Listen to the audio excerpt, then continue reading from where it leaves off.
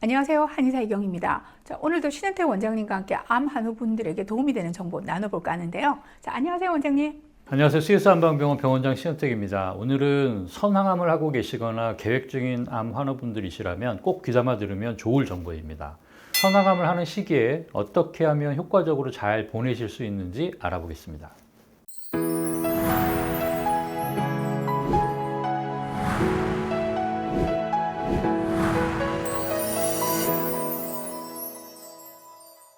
네, 선항암을 하는 시기를 잘 보내는 방법이라 저도 궁금해지는데요.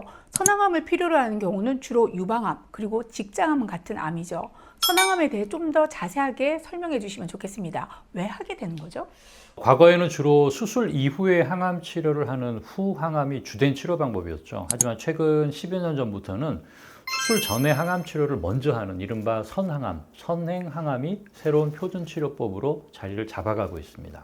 그 이유는 선항암을 하는 경우 기대되는 무언가가 있다는 얘기잖아요. 네, 그렇습니다. 우선 수술하기 전에 항암 치료를 통해서 암의 크기를 줄일 수 있게 되면 수술의 범위를 줄일 수가 있습니다. 대표적인 것이 유방암의 경우일 텐데요.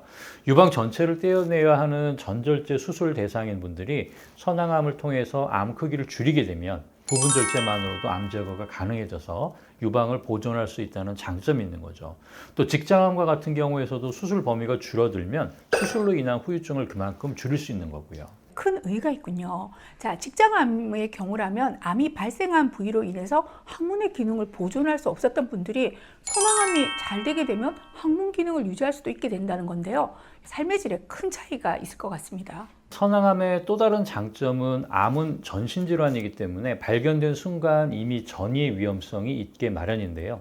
선항암을 통해서 항암을 빨리 시행을 하면 그만큼 전신으로 퍼질 수 있는 위험성을 조금 더 빨리 차단할 수 있다는 거죠. 이런 장점들 때문에 선항암을 시행하게 되는데 일반적으로 선항암 기간은 3개월에서 6개월 정도의 기간이 소요가 됩니다.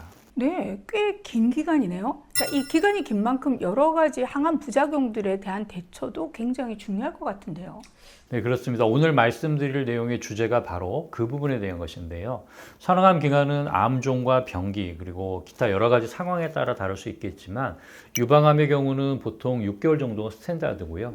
직장암의 경우는 과거보다 다소 짧아졌다고 하지만 그래도 6주에서 한 3개월 정도로 알려져 있습니다. 네, 그럼 적어도 6주에서 6개월 동안의 기간 동안에 이른바 세포독성 항암제가 포함된 선항암 치료를 받게 되는 건데, 자, 일반적으로 알고 있는 모든 종류의 항암 부작용들이 다 나타나는 건가요?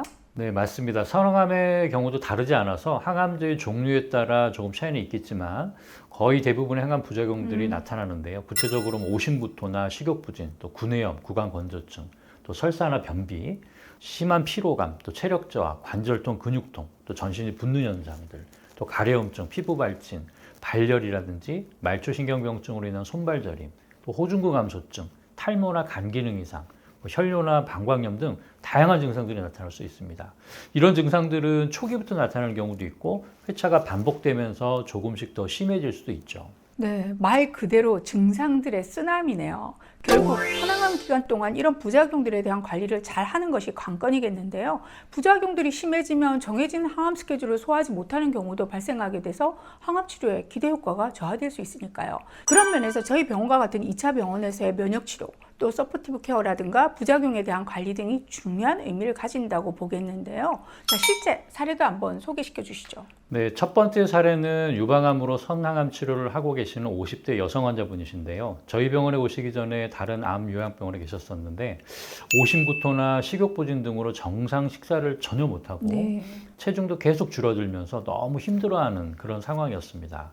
저희 CS 한방병원을 옮긴 지 2달이 좀 넘으셨는데요. 최근에 항암을 가셔서 담당 교수님에게 이제 근육량이 늘었다고 굉장히 칭찬을 많이 받으셨다는 거죠.